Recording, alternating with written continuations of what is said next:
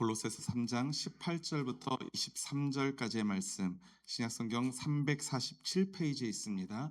우리 함께 이 말씀 한 목소리로 읽겠습니다. 시작. 아내 된 이 여러분, 남편에게 순종하십시오. 이것이 주님 안에서 합당한 일입니다. 남편 된 이 여러분, 아내를 사랑하십시오. 아내를 모질게 대하지 마십시오. 자녀 된 이 여러분, 모든 일에 부모에게 복종하십시오. 이것이 주님을 기쁘게 해드리는 일입니다. 어버이 된 이 여러분, 여러분의 자녀들을 격분하게 하지 마십시오. 그들의 의기를 꺾지 않아야 합니다. 종으로 있는 이 여러분, 모든 일에 주신의 주인에게 복종하십시오. 사람을 기쁘게 하는 자처럼 눈가림으로 하지 말고 주님을 두려워하면서 성실한 마음으로 하십시오. 무슨 일을 하든지 사람에게 하듯이 하지 말고 주님께 하듯이 진심으로 하십시오. 아멘. 아멘. 아멘. 할렐루야. 오늘은 우리 초록교회 신앙공동체가 함께 예배의 자리에 모이는 날입니다. 어린이 주일 또 어버이 주일 따로 지키기보다는 우리 가정의 주일로 지키는 날. 얼마 전 5월 5일 또 어린이날과 5월 8일 어버이날이 지났지요.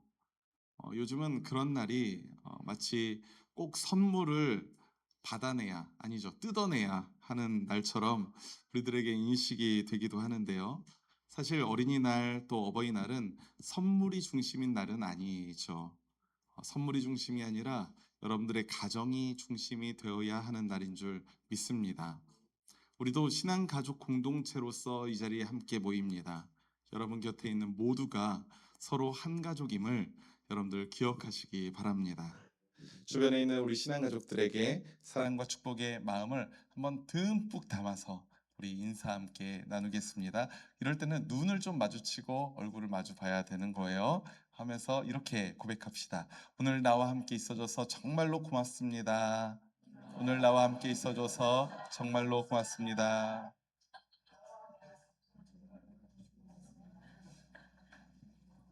여러분들과 함께 있을 수 있어서 정말로 다행이고 고마운 일입니다. 성도 여러분들도 아주 잘 아시다시피 우리 사도 바울이나 예수님 당시는 매우 가부장적인 시대였습니다. 온 사회 구조가 남성 중심이었고요. 남성들이 요직을 독점하고 있는 시대였습니다. 그리고 그들이 국가와 사회를 이끌어 갔었습니다. 당연히 그러한 문화는 한 가정에서도 똑같았어요. 아버지의 권한이 굉장했고요. 아내와 자녀들은 매우 피동적일 수밖에 없던 시대입니다. 흡사 아버지의 소유물이나 부속물처럼 취급당하기 일쑤였습니다. 아내도 마찬가지예요. 남편의 소유물이나 부속물처럼 여겨지는 것이 그리 이상한 시대가 아니었다는 것이죠. 매우 억압적인 상황이었습니다. 오늘 사도 바울이 초대교회에 보내는 이 편지글의 시대 배경이 바로 그러한 가부장적인 사회, 가부장적인 가정이라는 사실을 우리가 염두에 두고 이 말씀을 한번 묵상해 보시기 바랍니다.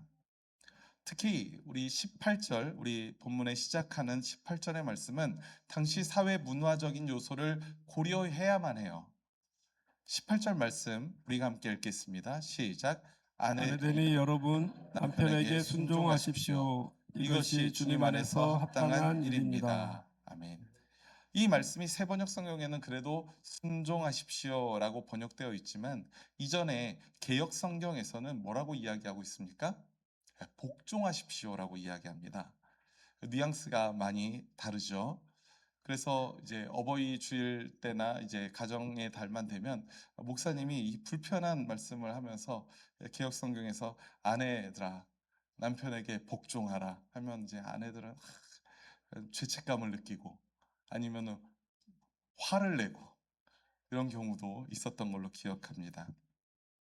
그러니 어떤 사람들은 마치 종이 주인에게 복종해야 하는 것처럼 아내가 남편에게 복종해야 한다는 의미로 이 말씀을 받아들이기도 합니다. 매우 부정적이고 강압적인 의미로 그것을 받아들이는 것이죠. 그런데 사실 이 골로새서의 말씀이 기록된 이 당시의 사회를 고려해 보면 아내가 남편에게 복종하는 것은 당연한 일이었습니다. 아니, 그 일이 당연하다는 얘기가 아니라요. 그 시대가 당연하게 받아들여졌던 시대라는 거예요. 왜요? 아내는 남편의 소유물로 여겨졌기 때문에. 분명히 계급이 있었기 때문에. 누가 높습니까? 남편이 높다고 사람들은 그 문화적으로 여겨지고 있던 시대였기 때문에. 대신에 아내는 남편에게 종속되어 있다고 생각되기 때문에. 그렇게 이런 아내에게 남편을 복종하라라는 말이 그렇게 이상하게 들리지 않았던 겁니다. 당시에는 여성의 인권이 남성보다 아주 훨씬 저열한 수준에 머물렀던 사회였던 것이죠. 오늘날로 이 말씀을 적용하면 조금 달라질 수도 있습니다. 그보다 훨씬 더 여성의 인권이 신장되었죠. 물론 제가 개인적으로 생각할 때는 아직은 여전히 부족하다고 생각은 듭니다만 말이죠. 19절 말씀도 보십시오. 19절에서 사도 바울은 남편에게 아내를 사랑하십시오. 모질게 대하지 마십시오. 라고 말하고 있습니다. 생각해보면 당시에는 남편이 아내를 모질게 대하는 일이 있었나요, 없었나요? 있었던 거예요. 아니, 흔했습니다. 거의 모든 가정에서 남편이 아내를 모질게 대하는 일이 벌어지고 있었습니다. 그리고 이유 없이 아내를 버리기도 합니다. 아내를 자신의 재산 중에 하나로 여겨졌던 시대가 바로 그때였잖아요. 그러니 사도 바울의 이 권면은 당시 문화에 비추어 보면 충격이었을 겁니다. 남편에게 아내를 사랑하십시오라는 말은 적어도 명령이잖아요. 이거를 해야 한다라는 거잖아요. 그런데 그 당시의 남자들은 아내가 나의 소유인데 내가 사랑하든 말든 이라고 여기던 시대였으니 이 사도 바울의 남편에게 아내를 사랑하십시오. 모질게 대하지 마십시오. 라는 권면은 얼마나 충격이었겠습니까? 그런데 여기에서 흥미로운 것은 19절에 나오는 이 사랑이라는 단어 있잖아요. 사랑. 이 단어를 헬라어 원어를 보면 필레오라고 되어 있지 않습니다.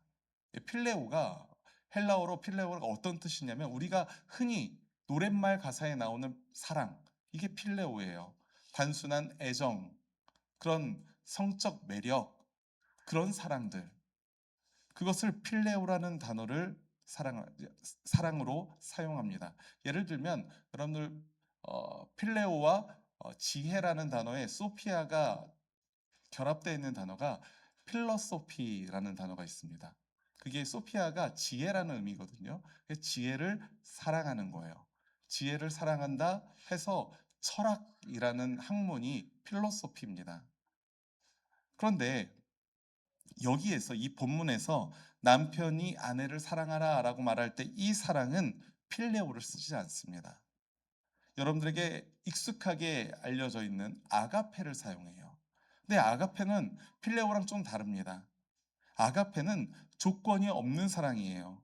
변함이 없는 사랑입니다. 마치 하나님의 사랑처럼 말이죠. 조건이 없고 변함이 없는 하나님의 사랑에서 사용하는 이 아가페라는 단어를 이곳에서 사용합니다. 남편이 아내를 사랑하는 데에. 이 말씀을 헬라어 원어 문자 그대로 해석하면 남편은 아내를 하나님이 인간을 사랑하시듯이 사랑해야 하는 거예요. 조건도 없고 변함도 없이 말이죠. 여기에 계신 우리 남편 성도 여러분 어떠십니까? 여러분의 아내를 아가페의 사랑으로 사랑하실 수 있으십니까? 대답을 하셔야죠. 네, 제가 원고에 다음이 대답은 했지만, 근데 대답을 안 하시면 제가 오류가 나니까 다시 한번 편집하고 다시 한번. 자, 우리 남편 성도 여러분, 여러분들의 아내를 아가페의 사랑으로 사랑하실 수 있으십니까? 아멘, 아멘. 맞아요. 그런데 우리가 대답은 했지만 이게 굉장히 부담스러운 말이에요. 조건을 달지 않고 또 변함이 없이. 제가 관용어구처럼 쓰는 말이 하나 있습니다. 저희 아내가 저에게 가끔씩 이렇게 땡깡을 부리면서 변했어. 많이 겪어오셨죠, 여러분들? 당신 사랑이 변했어 라고 하면 제가 관용어구처럼 딱 입력값을 넣으면 딱 나오는 말이 있어요. 아, 당연히 변하지. 예전보다 더 사랑하게 됐어. 써먹어 보십시오. 네. 그래요. 그런데 그러지도 말아야 될 게 있어요. 아가페의 사랑은 변함이 없는 사랑이기 때문에 그렇습니다. 그리고 이어지는 말씀에서는 자녀들은 부모에게 복종하라라고 가르치고 있습니다. 부모는 자녀들을 격분하게 하지 말라고도 권면하고 있죠. 19절부터 21절까지의 말씀은 우리의 가정에서 어떠한 태도로 서로를 대해야 하는지를 우리가 구체적으로 알려주고 있는 말씀이라고 말할 수가 있습니다. 이렇게 구체적인 권면을 마무리하면서 사도 바울은 아내는 남편에게 순종하고 남편은 아내를 사랑하며 자녀는 부모에게 복종하라, 또 종은 주인에게 복종하라, 이러한 권면을 하나로 묶을 수 있는 아주 본질적인 메시지를 한 문장으로 던지고 있습니다. 그것이 바로 오늘 본문 23절의 말씀이에요. 23절 말씀 함께 읽겠습니다. 시작. 무슨 일을 하든지 사람에게 하듯이 하지 말고 주님께 하듯이 진심으로 하십시오. 아멘. 무슨 일을 하든지 사람에게 하듯이 하지 말고 주님께 하듯이 진심으로 하십시오. 주님께 하듯이 진심으로. 이게 말이야 쉽지. 사람이 사람을 만날 때마다 예수님을 만나듯이 한다고 한번 생각해 보십시오. 굉장히 부담스럽고 불편하지 않겠습니까? 우리들의 가족에 국한시켜서 한번 생각해 보세요. 아무리 가까운 가족이라 하더라도 예수님을 대하듯이 진심으로 대하는 것이 이게 쉬운 일입니까? 그렇지 않습니다. 도리어 우리는 가족이 더 편해서 더 함부로 대하고, 가족이라 더 편해서 더 격렬하게 화를 내고, 가족이라 더 편해서 더 함부로 말합니다. 그리고 가족이니까 고마워하지도 않고 미안해 하지도 않고 나의 잘못은 모른 채 한 채 사과하지도 않고 상대방의 잘못만을 트집 잡게 되죠. 그게 우리 가족이 나랑 너무나도 친하기 때문에, 나랑 너무나도 가깝기 때문에 이런 경우가 우리 주변에 얼마나 많은지 모릅니다. 그런데 말씀은 우리의 가족들을 만날 때에 남편이 부인에게, 또는 부인이 남편에게, 부모가 자녀에게, 또는 자녀가 부모에게, 형제가 형제에게 주님께 하듯이 진심으로 최선을 다해서 대하라는 거예요. 주님께 하듯이 진심으로는 예수님의 작은 제자로서 살아가는 우리 그리스도인들의 일상의 삶에서 가져야 할 가장 중요한 삶의 태도라는 사실을 여러분들 기억하시기 바랍니다. 우리가 어떻게 살아야 할까? 라고 묻는다면, 특히 대인 관계 속에서 우리가 어떻게 해야 될까? 묻는다면 정답은 사실 정해져 있어요. 주님께 하듯이 진심으로 하면 됩니다. 여기서 우리가 반드시 기억해야 할 것이 있습니다. 주님께 하듯이 진심으로 한다는 것은 우리가 단순히 마음가짐을 새롭게 하거나 아니면 생각을 변화시키는 것, 그것만을 말하는 것은 아니라는 겁니다. 우리들의 말과 행동으로 상대방이 분명히 보고 경험하고 느낄 수 있도록 보여지고 드러나는 것입니다. 왜 내 마음을 몰라? 당연히 모르죠. 말하지 않고 보여주지 않는데. 그런데 말하고 보여지는 것까지, 상대방이 그것을 경험하게 하는 데까지가 바로 주님께 하듯이 진심으로 라는 것입니다. 성도 여러분의 구체적인 실천이 반드시 필요한 거예요. 그렇다면 왜 우리는 그토록 사랑하는 우리들의 가족들에게조차 주님께 하듯이 진심으로 말하고 행동하지 못하는 것일까요? 한번 여쭙겠습니다. 여러분들의 자녀 사랑하십니까? 당연하죠. 여러분들의 부모님 사랑하십니까? 당연합니다. 또 여러분들의 남편, 아내 사랑하십니까? 네네. 자신감 있게 대답하셔도 괜찮습니다. 그 마음 다 알아요. 우리는 우리의 가족을 너무나도 사랑하죠. 그런데 왜 우리는 주님께 하듯이 진심으로 말하고 행동하지 못하는 걸까? 내가 모르는 사람한테는 오히려 더 사근사근 잘하는데 나에게 가장 가까운 이 사람에게 내가 왜 그러지 못하는 걸까? 그것은 아무리 자신이 사랑하고 소중히 여기는 가족이라 할지라도, 그렇다라고 우리가 강하게 이야기한다 할지라도 결국에는 자신이 그들보다 더 위에 있고 더 소중하다고 생각하기 때문입니다. 또는 우리 가정의 주인이, 우리 가족의 가장 높은 사람이 누구다? 나라고 생각하기 때문에 그래요. 제가 당신은 당신의 가족들보다 자신을 더 위에 놓고 더 소중하게 여기고 있어요 라고 말한다면 아마 여러분들 대부분은 아니에요, 목사님. 그렇지 않습니다. 나는 나 자신보다 우리 가족이 제일 소중해요 라고 아주 강하게 반박하겠죠. 항변하겠죠. 하지만 들어보십시오. 그것은 우리들의 강한 주장으로 증명되는 것은 아닙니다. 그렇지 않나요? 세상에서 가장 강하게 주장하고 사람들을 설득하려고 하는 사람이 있습니다. 또 과도하게 표현을 사용하여서 항변하는 사람이 있습니다. 그들을 우리는 사기꾼이라고 부르죠. 그러면 어떻게 우리는 우리의 그 사랑과 소중히 여기는 마음이 증명되는 겁니까? 우리는 여전히 가족들을 말과 행동으로 상처 주고 자신의 뜻만 관철시키려고 했었던 그 모습은 무엇을 증명하는 거냐면 그들보다 내가 앞서고 있다는 것을 증명하고 있다는 것 뿐이에요. 내 가족을 사랑하는 것보다 내가 내 자신을 사랑하는 것이 더 크다는 것을 증명하는 거예요. 그렇기 때문에 우리의 말과 행동으로 드러나는 것 아니겠습니까? 말과 행동의 실천 없는 주장은 공허할 뿐입니다.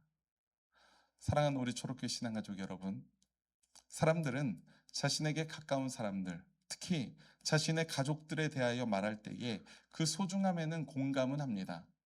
너무 소중하죠. 너무 사랑스럽죠.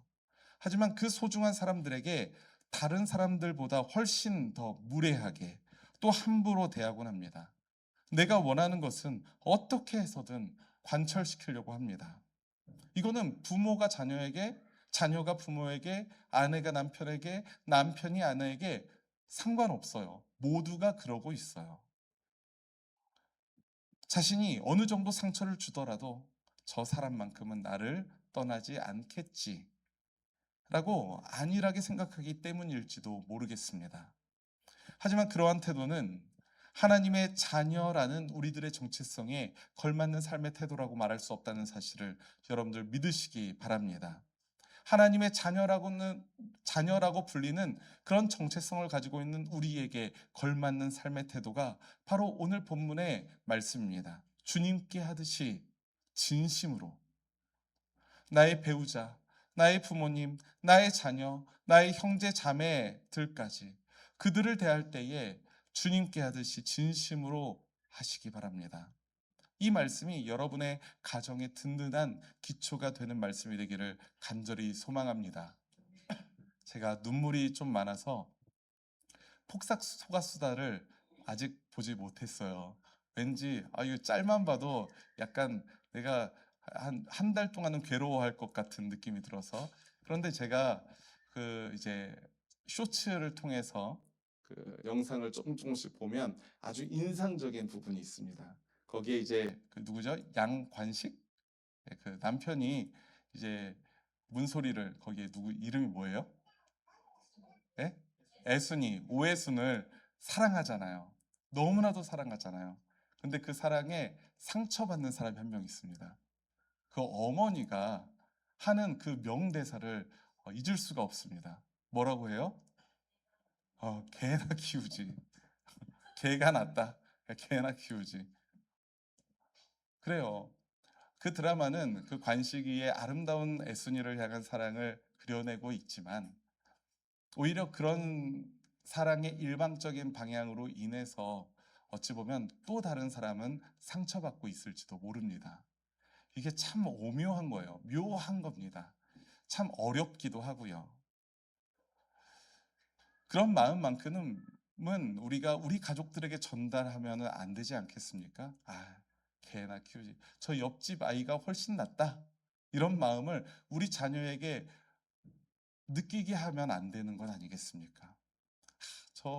저 부모님은 내 친구는 저 부모님 만나서 저렇게 풍요롭게 저렇게 잘 사는데 나는 우리 이 집구석에 이래서도 안 되는 거잖아요.